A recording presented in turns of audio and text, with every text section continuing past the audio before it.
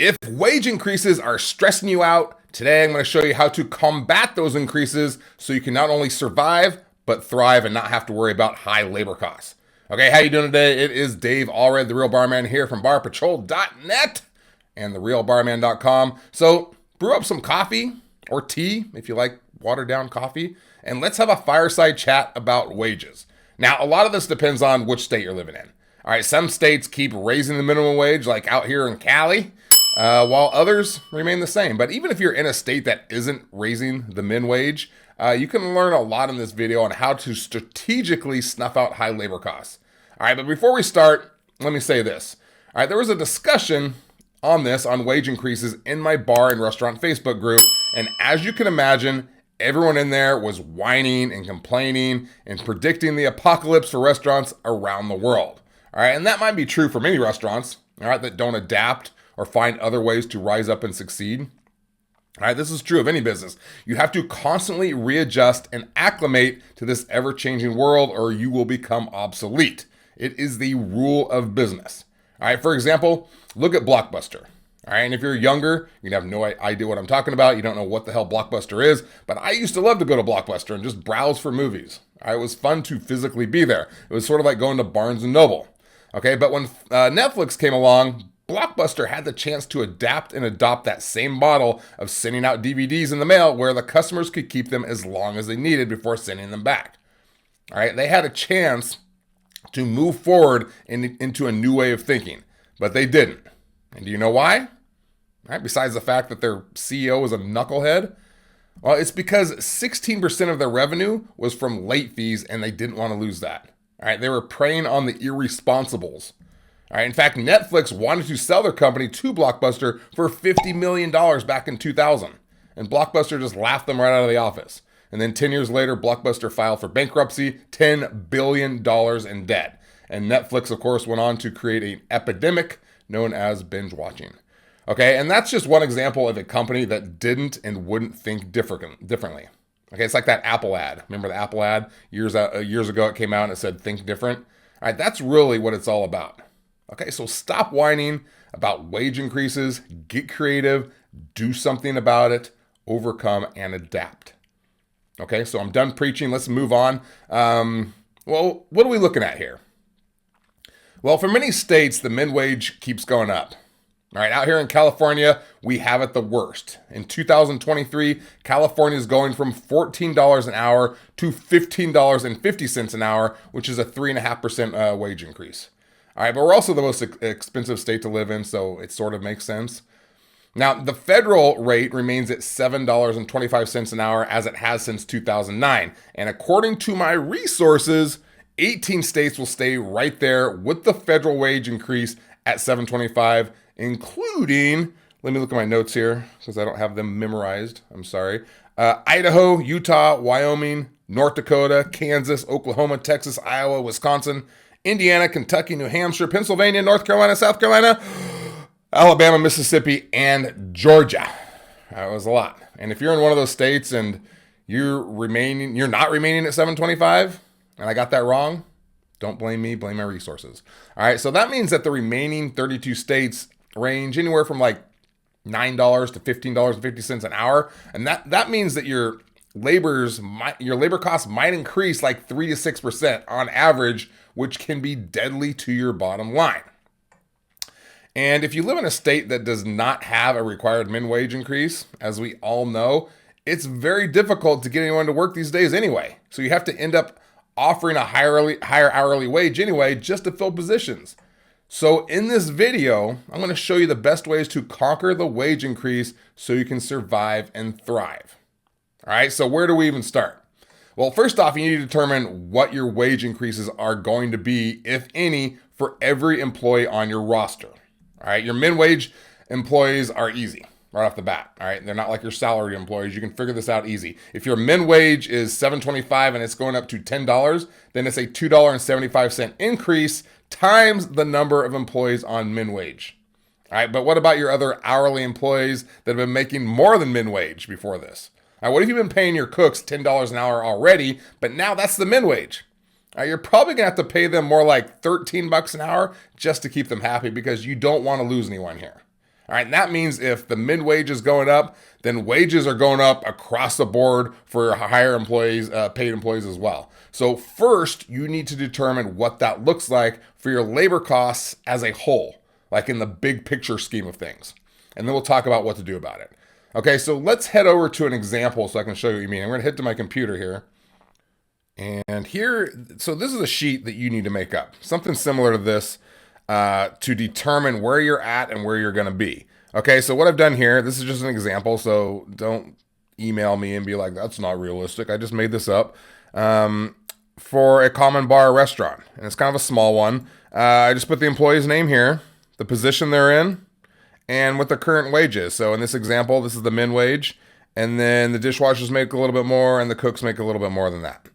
Okay, this is their average hours per week that each of these positions work. So we can get a total number of hours. I would do like the last 3 months so you can get a current, what they're currently working. What they were doing 6 months or a year ago isn't going to be the same as what they're working now. So, you know, even last 2 months would be fine to find out what their average hours per week they're working. And then you multiply this times this to get your current cost per week, what they're costing you. So this is your current labor cost per week in this example. And if you multiply that by 52 weeks, you're going to get nearly $200,000 per year you're spending on labor. All right, and then you need to factor in the increase amount that we have here. So it's increasing to $10. This is the new min wage in this example. And so that means it's going $275. And then for these higher paid employees, I just did $3. You could probably do $275, so it's equal across the board, but I just kind of did it to round it off over here. And these are all the wage increases. And if you multiply that times the average hours per week, this is your new cost per week.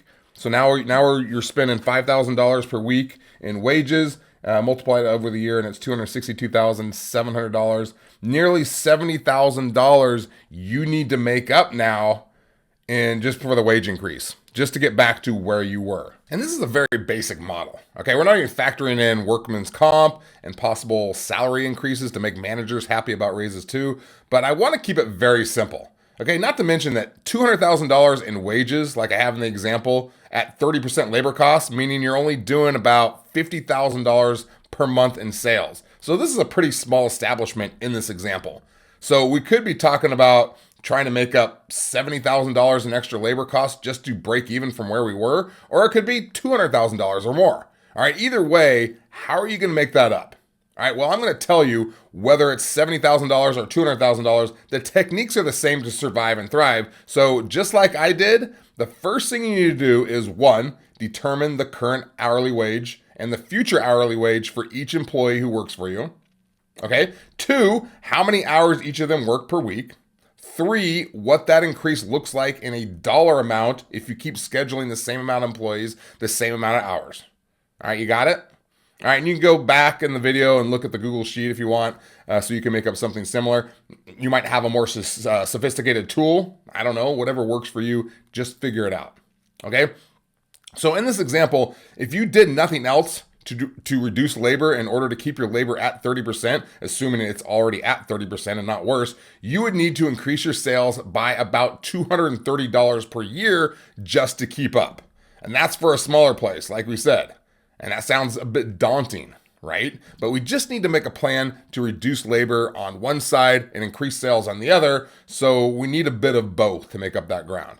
So let's take a look. In our example, the total number of hours worked is 460.3. Multiply that by 52 and we get 23,936 hours per year, about $24,000 hours per year.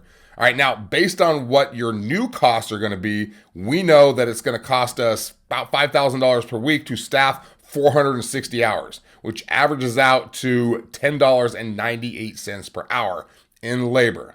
All right, so what happens if we're able to reduce total hours worked by just 10%? All right, that's 46 hours less per week, bringing the total down to 414 hours. Multiply that by $10.98 per hour, and you get $4,545.72 per week times 52 week equals $236,377. All right, subtract that from our previous projected labor cost of $262,709, and you've now saved over $26,000. You're now only $42,000 from your goal to get back to where you were. So cutting labor just 10% has got you 38% of the way there. All right, and I know you're like, that's great, Dave, but how am I going to do that? Okay, easier said than done. But we are looking for holes in your boat, that these expenses that just keep leaking into your boat and causing it to be weighed down and eventually sink.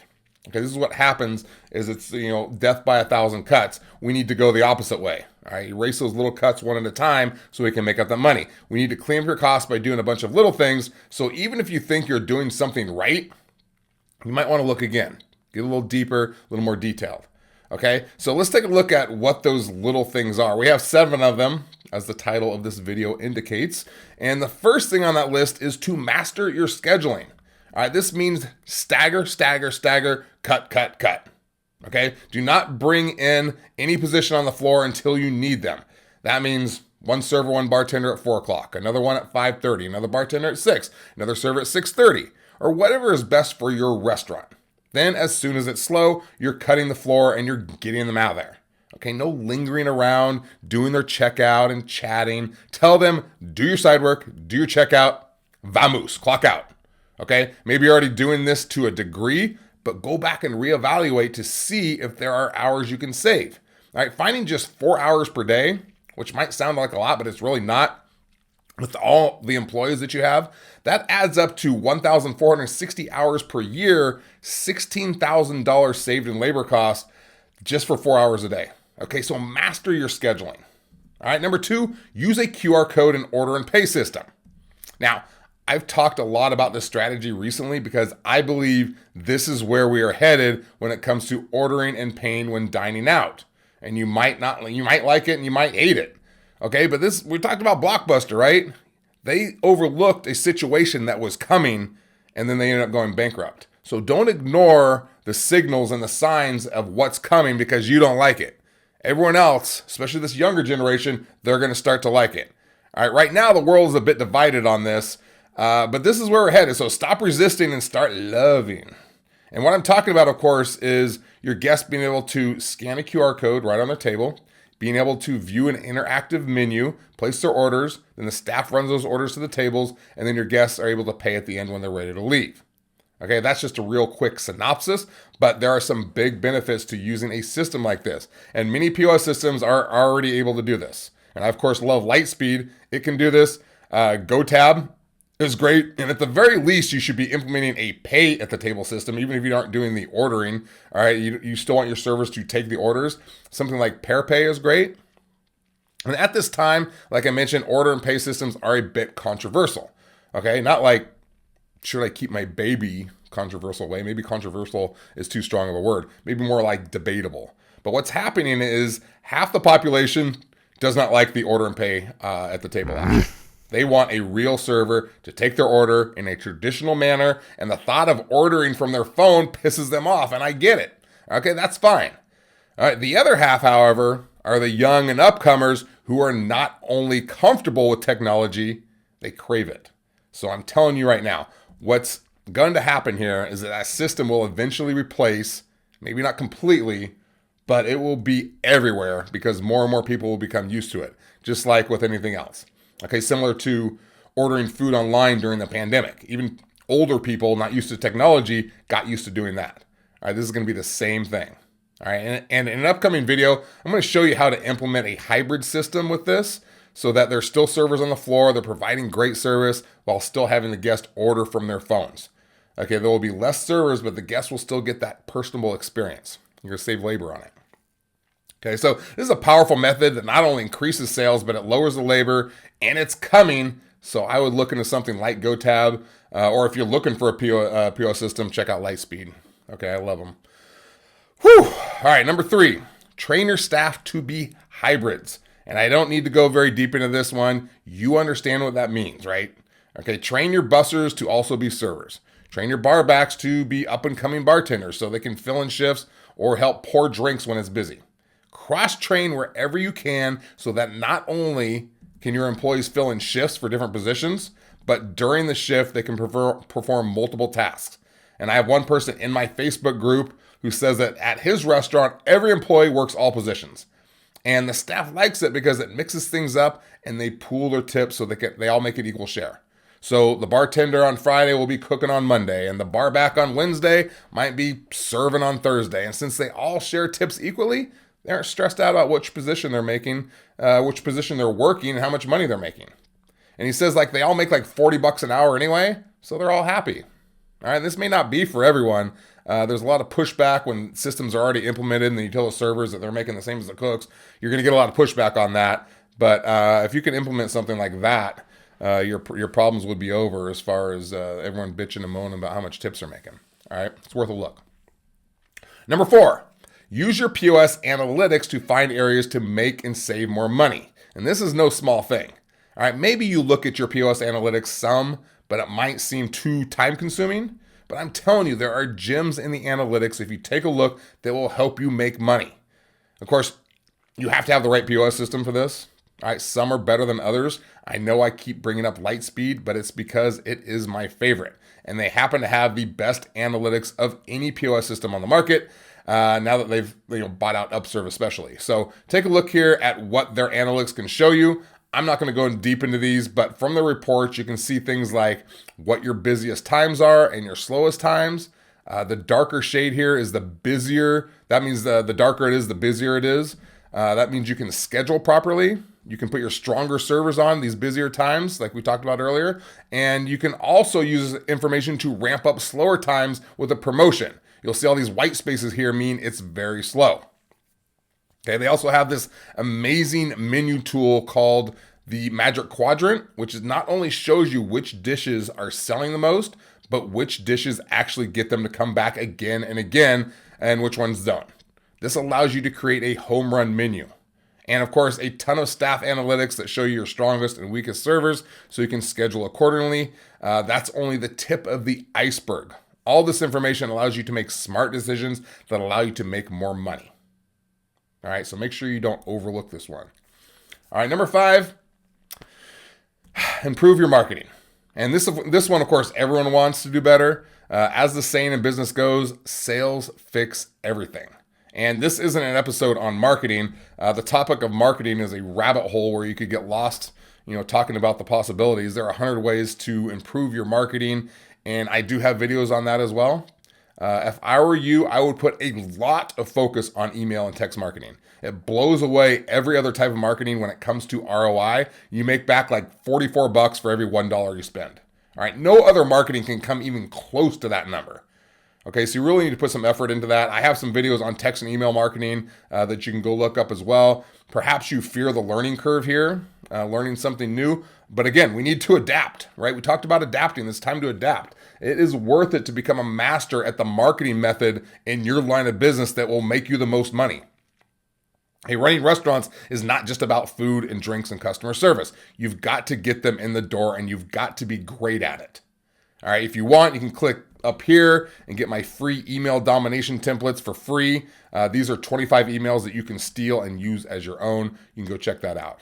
And I want you to remember the mantra that I preach over and over and over again. All of your marketing efforts need to be backed by the strategy of building repeat customers because they are the key to your failure or your success. All right, as I keep saying, it costs 5 times more to market to new people to get them in the doors than it does to your existing customers. So we need more of the existing customers. Obviously, that's the math.